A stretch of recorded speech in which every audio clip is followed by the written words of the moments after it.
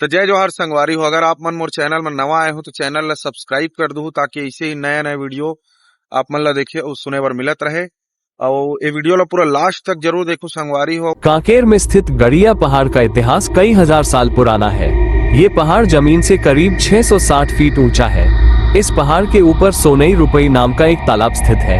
इस तालाब का पानी साल भर भरा रहता है, यानी कभी सूखता नहीं है। इस तालाब की सबसे खास बात यह है कि सुबह और शाम के दौरान इसका आधा पानी सोने और आधा पानी चांदी की तरह चमकने लगती है।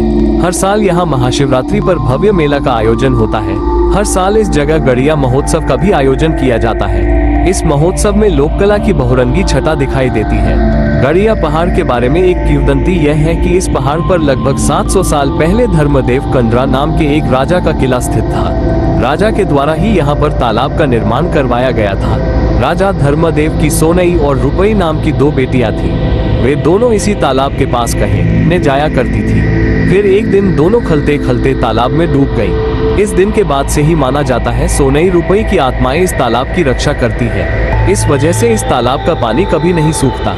पानी का सोने चांदी की तरह चमकना सोनई रुपई के यहाँ मौजूद होने के तौर पर देखा जाता है। टूरी हटरी बाजार। टूरी हटरी को गड़िया किले की बस्ती का हृदय स्थल कहा जाता है। बताया जाता है कि ये दैनिक बाजार के साथ जन सम्मेलन, मेला, सभा आदि के उपयोग आता था।